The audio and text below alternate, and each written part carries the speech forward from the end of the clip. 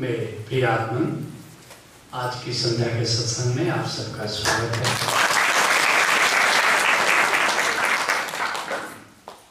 कई प्रश्न आए हैं तो आओ चलो प्रश्न के माध्यम से सत्संग की उड़ान भरते हैं।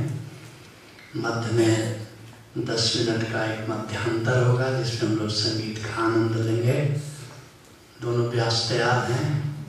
ठीक। श्रीधव हैदराबाद कहाँ है? राइट।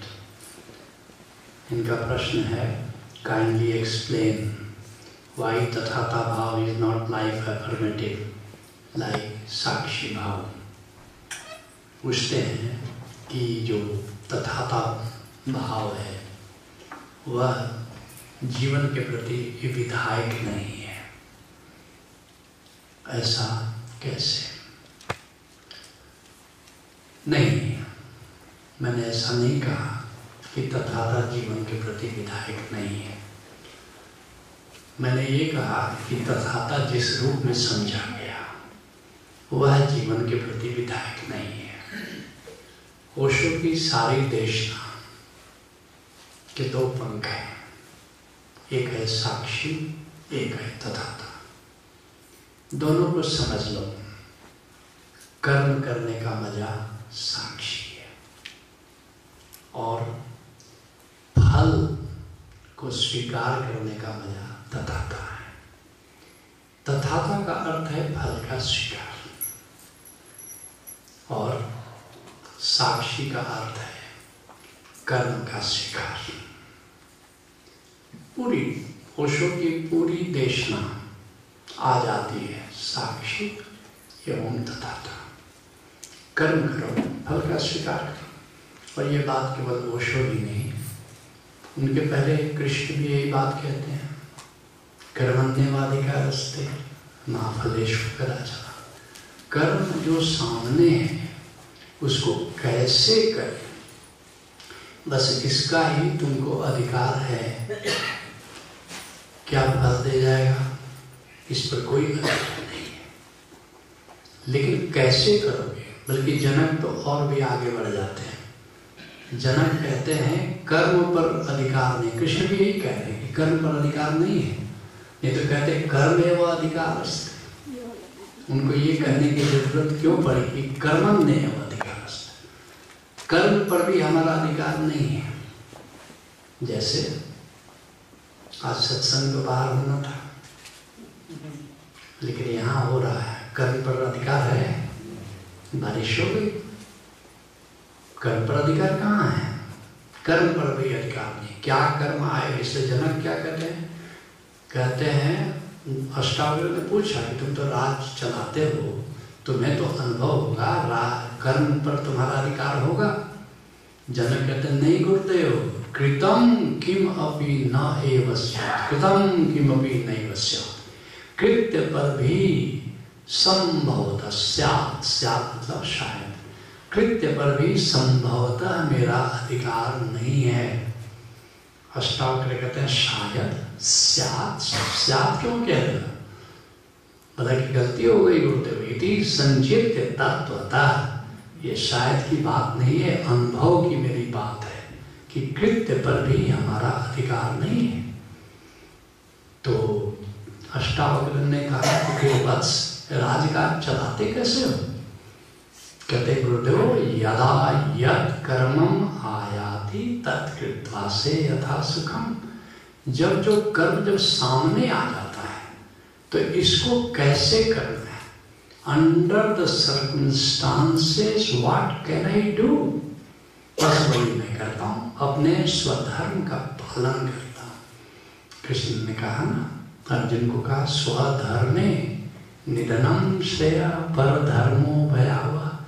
दूसरे क्या क्या कर सकते हैं अर्जुन, सोचोगे तो पागल हो जाओगे। बगदादी क्या कर सकता है, कितना आतंक फैला सकता है, कितनों का गला काट सकता है, चैनल वाले दिखा रहे हैं। अगर तुम सोचने लगे हो तो आजकल टेररिज्म हॉररिज्म बदल गया है। हॉरर मूवी चल रहा है जैसे, और रोज कुछ न कुछ इस तरह की बुरी खबर सुनोगे और सपनों देखोगे जैसे हॉरर मूवी होता है। ऐसे हॉरर मूवी चल रहा है और टेररिज्म से ज़्यादा हॉररिज्म परेशान करता है। फिर सोचने लगोगे, फिर IS हिंदुस्तान में भी आ सकता है, बिहार में भी आ सकता है, कर्मा में भी आ सकता है, तुम्हारे घर में भी आ सकता है। कोई अंत है सोचने का? पर धर्मों भयावह दूसरा क्या क्या कर सकता है? अगर ये सोचना शुरू करोगे तो जिंदगी जीना मुश्किल हो जाएगा। इसलिए स्वधर्म का पालन करो। तुम क्या कर सकते हो, बस वही करो। कृतम किमपि नैव स्यात् इति संचित्य तत्वतः। इसलिए यदा यत् कर्म मायाति, जो कर्म सामने है, how best I can do and what I can do, यही स्वधर्म है। यदा यत् कर्म मायाति तत् कृत्वा से यथा सुखम, और मैं आनंदित रहता हूँ, अपना कर्म करके आनंदित रहता हूँ। तो कर्मण्य को करना साक्षी, कर्म को कितनी कुशलता से तुम कर सकते हो, अंडर द सर्कमस्टांसेस कैसे कर सकते हो। इसी को गौतम बुद्ध सम्यक दृष्टि कह रहे हैं, इसी को महावीर सम्यक दृष्टि कह रहे हैं, इसी को कृष्ण स्वधर्म कह रहे हैं।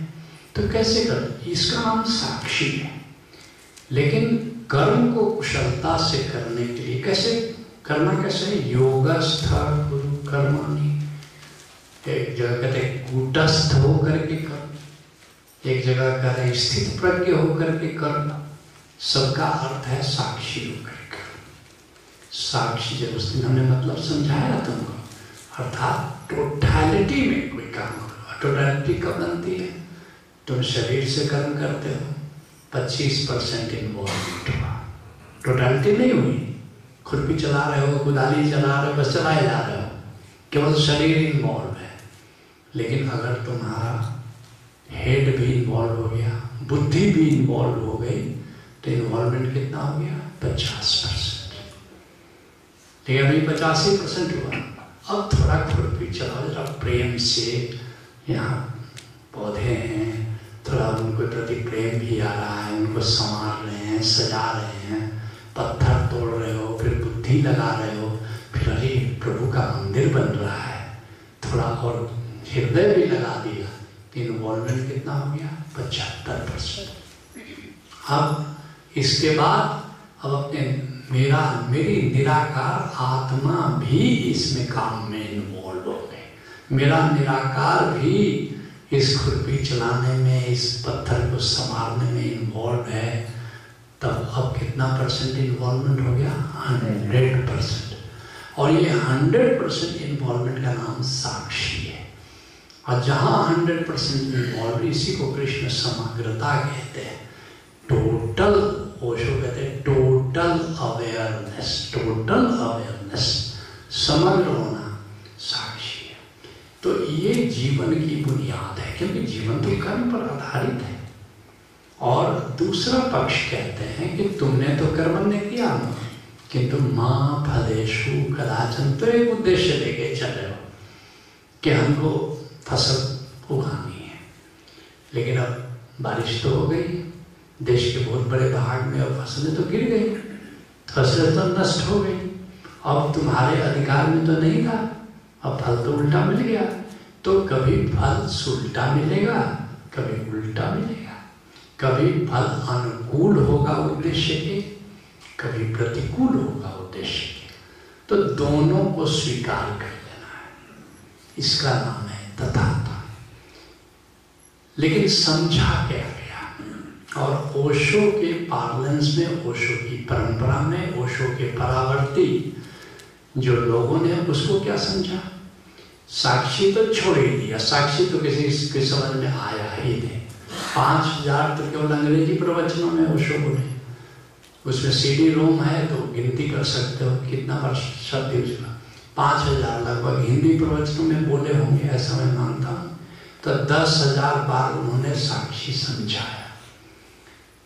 और साक्षी के बाद तथाता, ऐसा ओशो ने कहा। तो हम लोगों ने क्या समझा? वे कह रहे थे कि कर्म करोगे फिर फल मिलेगा, तो स्वीकार। तो हम लोगों ने क्या समझा? साक्षी से ऊपर तथाता। पहली गलती तो यही हो गई। तो जब साक्षी से ऊपर तथाता है, तो फिर साक्षी क्या करना, फिर तथाता ही साधना करो। फिर तो साक्षी को हमने छोड़ दिया, हमने पकड़ा तथाता। फिर तथाता में ओशो ने क्या कहा कि अच्छा हुआ उसका भी स्वीकार, बुरा हुआ उसका भी स्वीकार। नदी तो दो तटों से बहती है, एक अनुकूल और एक प्रतिकूल। तो अनुकूल के स्वीकार में कौन से चैलेंज है, तो छोड़ो अनुकूल, वो तो स्वीकृत है ही, अब हम करें प्रतिकूल का स्वीकार। तो इंटरप्रिटेशन क्या हुआ, अनुकूल को डोंट बॉदर, प्रतिकूल को स्वीकार करो। ओशो ने फिर क्या कहा, प्रतिकूल क्या हो सकता है, ज्यादा से ज्यादा मृत्यु हो सकती है, तो फिर तुम मृत्यु का स्वीकार कर लो, तो प्रतिकूल का स्वीकार। तो फिर हम लोगों ने क्या पकड़ा कि बाकी सबको छोड़ो, मृत्यु का स्वीकार कर लो। और तथाता का अर्थ हो गया मृत्यु का स्वीकार। और जब मृत्यु आएगी तो तैयारी है। फिर धीरे धीरे हुआ कि मृत्यु जब भी आए हम चलने के लिए तैयार हैं। फिर थोड़ी सी कुछ बुखार हुआ, कुछ बीमारी हुई, परमात्मा अब हम चलने को तैयार हैं, तू आ जा, हमें ले चल, दिक्कत कहाँ है। और पूरी की पूरी कौम, पूरी की पूरी परंपरा मृत्युएश्वरा में जीने लगी। ऐसा लगने लगा कि ऐसे तुम सब खेल रहे हो, ऐसे खिलाड़ी हो, आउट होने के लिए खेल रहे हो। ऐ बॉलर, बॉल दे, मैं मुझे आउट कर, मुझे बड़ा आनंद होगा तू अगर आउट कर देगा तो। तुम भीष्म पितामह जैसा लड़ाई लड़ रहे थे कि अर्जुन मार, मुझे मार, और सारे के सारे प्लेयर्स हमारे आउट होने के लिए खेलने लगे। ऐसे मैच जीता जा सकता है? ओशो क्या कह रहे थे, जीवंतता की बात कर रहे थे। कह रहे थे जीवन है प्रभु, जीवन है प्रभु की, जीवन पर कितना जोर है। ओशो जैसा जीवंत सदगुरु और जीवंतता की शिक्षा देने वाला कोई संत नहीं आया कृष्ण के बाद। कृष्ण में वो जीवंतता थी, लेकिन कृष्ण के बाद वो जीवंतता, चाहे बुद्ध हो कि महावीर हो कि संत मत हो, किसी में वो जीवंतता नहीं थी। कृष्ण के बाद सर्वाधिक जीवन संत आया। और उसके पीछे जो परंपरा, अभी कितना साल गए हुए हुआ, उसमें 90 में गए, 15-25 साल भी नहीं हुआ, और पूरी की पूरी कौम, पूरी की पूरी परंपरा मृत्युएश्वर पर आधारित हो गई। और मैं देख के हैरान हुआ, जो है वही बात कर रहा है। क्या हो गया भाई, डायबिटीज, अब तो डायबिटीज हो गया, तो अब मैं तैयार हूं जाने के लिए। अरे डायबिटीज कोई रोग है क्या, कोई रोग है? और अब तो ओशोधारा अब करीब करीब उस पॉइंट पर पहुंच गया है। 15-20 दिन में तुम अनाउंसमेंट सुनने के लिए तैयार रहो कि ओशोधारा से को डायबिटीज मुक्त कर रहे हैं। और मैं सुनता था आसपास के लोगों को, मैंने कहा कहीं गलती हो गई, कहीं भारी गलती हो गई। सभी यहाँ होना क्या चाहिए, हम सेंचुरी बनाने का उद्देश्य लेकर के मैदान में उतरेंगे। सोचो तो धोनी जाए, कहेंगे कोई बात नहीं, आउट हो जाएंगे, आउट हो जाएंगे, तो सेंचुरी बनाएगा विराट कोहली और धोनी, कोई बनाएगा क्या? आउट होने के लिए जा रहे हैं। लेकिन तुम जाओ सेंचुरी बनाने के उद्देश्य लिए। हाँ, कभी हो ऐसा गफलत हो जाए, कभी आउट हो जाओ, तो तुम हंसते हुए, बल्ला सिकुड़ाते हुए। एक दिन देखा धोनी सेंचुरी बना करके उधर से लौट रहा था, तो बल्ला घुमाते हुए अच्छा लगा। एक बार 4 रन पर आउट हो गया, बल्ला ऐसे सटका करके कांख में दबा के सर झुकाए। अरे नहीं, कभी ऐसा हो गया किसी जन्म में, किसी जन्म में हो गए आउट, तो कोई बात नहीं, फिर भी बल्ला घुमाते हुए जाएंगे। लेकिन तुम सोच के तो जाओ ना कि हम सेंचुरी बनाएंगे। इसी तरह, इसलिए याद रखना, ओशोधारा में हो तो तुम्हारा उद्देश्य है जीवेम शरदः शतम, 100 साल स्वस्थ जिंदगी को जीना है और आनंद पूर्वक अपने स्वधर्म का पालन करना है।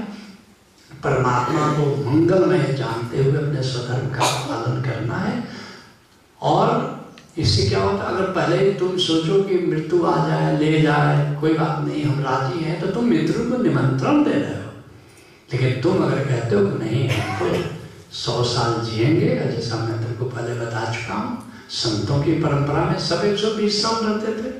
चाहे रामानंद हो कि कबीर हो कि धर्मदास हो कि नारायणाचार्य हो कि जनार्दनाचार्य हो कि दोराहा बाबा हो, कि उस पूरी परंपरा रामानंद के 12 से सब 120 120 120। अरे चलो 120 नहीं, पहले 100 का रखते हैं, और जो 100 पूरा करेंगे उनके लिए 120 कर देंगे। लेकिन तुम पहले ही से आउट होने के लिए खेल खेल रहे हो, तो इस क्यों? क्योंकि साक्षी तुम भूल गए। टोटलिटी से कर्म करो। गीता कर्म योग का काव्य है, और तुम मृत्यु योग में जुड़ गए हो एकदम से। और ओशो इतने जीवंत गुरु, वो कह रहे समग्र होकर के कार्य करो, जीवंत होकर के जिंदगी को जियो। और हम मरने के लिए जीने लगे। वो कह रहे थे कि जीने के लिए मरो, किताबें मिर्दात, और जीने के लिए मरो मतलब मरो हे जोगी मरो, मरण बड़ो है मीठा, अस्मरणी मरो जसमरणी गोरख मर दीता तक, समाधि में मरो, ध्यान में मरो, सुमिरन में मरो। तुम तो देह से मरने की तैयारी करने लगे। ओशो कह रहे थे जीवंत रहो, उत्सव मनाओ, जीवन उत्सव है। और हम लोगों ने क्या कहते हैं, जीवन मृत्यु है, जीवन का अंजाम मृत्यु है, जीवन का परिणाम मृत्यु है, जीवन की मंजिल मृत्यु है। वो कह रहे थे जीवन की मंजिल ईश्वर है, और हमने क्या कर दिया कि जीवन की मंजिल नश्वर है। हमने ईश्वर को नकार करके नश्वर कर दिया।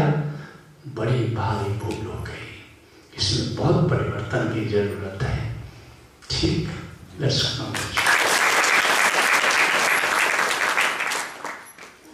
प्रेमानंद, राइट। कृपया ज्ञाता, ज्ञान और ज्ञेय के संबंध में जानकारी देकर लाभान्वित करें। सारा अध्यात्म 3 शब्दों पर आधारित है, ज्ञाता, ज्ञेय और ज्ञान। अगर तुमने इन 3 शब्दों का अर्थ समझ लिया तो संपूर्ण अध्यात्म समझ लिया। और अगर 3 शब्दों को तुमने नहीं समझा तो कुछ भी नहीं समझा। ज्ञेय क्या है? जो भी आत्मा अथवा परमात्मा के बोधक तत्व हैं, उनका अनुभव करना, ज्ञेय का अनुभव करना। ज्ञेय का मतलब हुआ अनुभव गम्य। क्या क्या अनुभव गम्य है? आत्मा भी, और आत्मा ही का विस्तार परमात्मा है। नाद गूंज रहा है, नाद का अनुभव किया जा सकता है, ये आत्मा का गुण है। तो नाद क्या हो गया? ज्ञेय। तो रूप और गुण जो भी आत्मा या परमात्मा का है वो ज्ञेय है। और नाद है, नूर है, उसी पर आनंद है, प्रेम है, उमंग है, मंगल है, स्पर्श है, गंध है, स्वाद है, खुमारी है। ऐसे जितने भी तत्व हैं जिनका अनुभव ओशोधारा में तुम करते हो, ये सब क्या है? ज्ञेय है। और ज्ञाता क्या है? इन सब का जो अनुभव करता है वो चैतन्य है, उसी में विराजमान, उसी अंतर आकाश में दोनों रह रहे हैं। जैसे हमारा शरीर, जैसे एक बार उत्तर काशी में मैं गया तो वहाँ 6 कबीरपंथी मिलने आए। उन्होंने कहा कि आपकी बातें सुनते हैं, आपके प्रवचन सुनते हैं, आप ओंकार की महत्ता पर बोलते हैं, हमें समझ में आता है, लेकिन हमारे गुरु हैं अभिलाष दास, तो वो नहीं मानते। तो एक बार कृपा करें कि जब इलाहाबाद जाएं तो उनसे जरा मिलें, उन्हें समझाएं, नहीं तो जितने कबीरपंथी हैं वे दिग्भ्रमित हो रहे हैं। मैंने कहा ठीक है, अगर मैं इलाहाबाद गया तो अवश्य उनसे मिलूंगा। मैं इलाहाबाद जाने का 2008 अक्टूबर में मौका मिला। मैंने अपने लोगों को कहा कि भाई अभिलाष दास से अपॉइंटमेंट लो, चलो मिलते हैं। उन्होंने कहा स्वागत है, आ जाइए, और हम लोग गए। मैंने कहा कि शाम को मेरा सत्संग है, आपके पास भी समय की कमी होगी क्योंकि विश्राम का वक्त आ रहा है। वो मेरे विश्राम का वक्त है। मैंने कहा आज मैं अपने विश्राम के वक्त को मैंने काट दिया कि नहीं, आपसे मिलेंगे, दोपहर के बाद आप भी विश्राम करते होंगे, तो सीधे मुद्दे की बात पर आ जाते हैं। मैंने बताया कि आपके शिष्य आए थे अच्छे, तो पहली बात यही मैं पूछ लेता हूँ कि आप जो हैं ओंकार को क्यों नहीं मानते, नाद को क्यों नहीं मानते? उन्होंने कहा कि जब इतना आप जानते हैं तो आप ये भी जानते हैं कि क्यों नहीं मानते हैं। उनके हाँ, आपकी दलील हमने देखी है कबीर पर जो आपने लिखा है। हमने कहा कि आप कहते हो कि नाद भी हमारे ब्लड सर्कुलेशन की आवाज़ है। बोला हाँ, आप ठीक। हमने कहा कोई भी घर्षण से आवाज़ पैदा होती है तो साउंड के इतने सेंसिटिव इंस्ट्रूमेंट आ गए हैं कि वे उसको रिकॉर्ड कर सकते हैं। अगर यह भी घर्षण की आवाज़ है तो साउंड का कोई भी इंस्ट्रूमेंट इसको रिकॉर्ड कर लेगा। लेकिन आज तक क्या ओंकार को, नाद को किसी ने रिकॉर्ड किया या कभी कर सकता है? उनके तो अक्टूबर का महीना था, पसीना छूटने लगा एकदम से, क्योंकि उनके 10-12 भी शिष्य भी थे। तो उन्होंने कहा कि इससे चलो ठीक है, इससे क्या फर्क पड़ता है, मुख्य तो चैतन्य ही है ना, आखिर नाद भी तो दृश्य ही है ना। उनका दृश्य नहीं है, ये है, वह भी आत्मा ही है। मतलब कि वो कैसे आत्मा है? आत्मा तो चैतन्य है। उनके वो इसलिए आत्मा है कि हमारा शरीर है। अब आंख देखती है और हाथ देखा जा रहा है, दोनों शरीर का ही हिस्सा है या नहीं है? उनके हाँ है। तो ये हाथ मेरा गे है और आंख मेरी ज्ञाता है, ऐसे ही नाद गे है और चैतन्य ज्ञाता है। उन्होंने अपने शिष्य को सुनो सुनो, तो स्वामी जी को थोड़ा फल वल ले आओ। मैंने कहा कि अब इससे ज़्यादा कुछ कहना फजीहत हो जाएगी। बाद में हमें ले गए थे जो हमारे परशुराम जी हैं, उनका मैं आप 17वें संत हैं जिनको मैं ले आया हूँ इनके पास।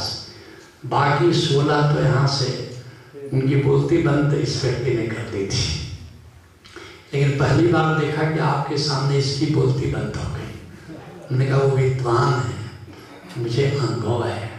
विद्वान एक अनुभवशाली व्यक्ति के सामने तर्क नहीं कर सकता। ये बात जानना है। गे मतलब जिसका तुम अनुभव कर रहे हो, ज्ञाता मतलब जो अनुभव कर रहा है। और फिर ज्ञाता जब गे के अनुभव में डूब जाता है, जैसे मान लो नदी बह रही है तो सतह पर तुम देख रहे हो, तुम तट पर खड़े हो, तब तक ज्ञाता अलग है और गे अलग है। लेकिन तुम पानी में उतर गए और तुम उसमें डुबकी लगा गए, अब ज्ञाता कहाँ और गे कहाँ, अलग सत्ता बची क्या? दोनों एक हो गए। ऐसे जब तुम समाधि में जाते हो तो वहाँ ज्ञाता और गे की अलग अलग सत्ता नहीं होती, दोनों उस ज्ञान में डूब गए। दोनों की अलग सत्ता जब नहीं बची, जस्ट अवेयरनेस बच गया। लेकिन किसके प्रति कौन अनुभव कर रहा है? कबीर साहब ने कहा जाप मरे अजपा मरे, अनाथ भी मर जाए, राम स्नेही नाम मरे, कह कबीर समझाए। कि जो जाप मंत्र का करते हो ये भी समाधि में नहीं बचता, अजपा जो तुम कर रहे हो अभी सांसों के द्वारा वो भी नहीं बचता। लेकिन जो चैतन्य है, जो बोध है, ज्ञान है, वो बच जाता है। ज्ञाता और ये दोनों का द्वैत वहां मिट जाता है। इसका नाम है ज्ञान अर्थात समाधि। सुमिरन में गे का अनुभव है, ध्यान में ज्ञाता का अनुभव है। ज्ञाता के प्रति जागना ध्यान है, गे के प्रति जागना सुमिरन है, और ज्ञान में होना समाधि है। अगर इन तीनों को तुमने जान लिया तो ध्यान भी जान लिया, सिमरन भी जान लिया और समाधि भी जान लिया, तीनों को जान लिया। और ज्ञाता के साथ संसार का अनुभव, कर्म का अनुभव साक्षी है। तो अगर तुमने ज्ञाता को जान लिया तो साक्षी को भी जान लिया। और अध्यात्म के यही चार हैं, लेकिन साक्षी भी प्रकारांतर से ज्ञाता पर ही डिपेंडेंट है। तो इसलिए ओशो कहते हैं कि चार घाट हैं, साक्षी, ध्यान, समाधि, सुमिरन। लेकिन मैं इस चार को तीन ही कहता हूं कि साक्षी कोई अलग घाट नहीं है, वो ज्ञाता का घाट ही में दोनों आ जाते हैं, साक्षी भी आ गया और ध्यान भी आ गया। इसलिए अगर इन तीनों को तुमने जान लिया तो संपूर्ण अध्यात्म को जान लिया। Let's go. चलो एक गीत तो अभी सुन लेते हैं। कौन आएगा? हिना व्यास।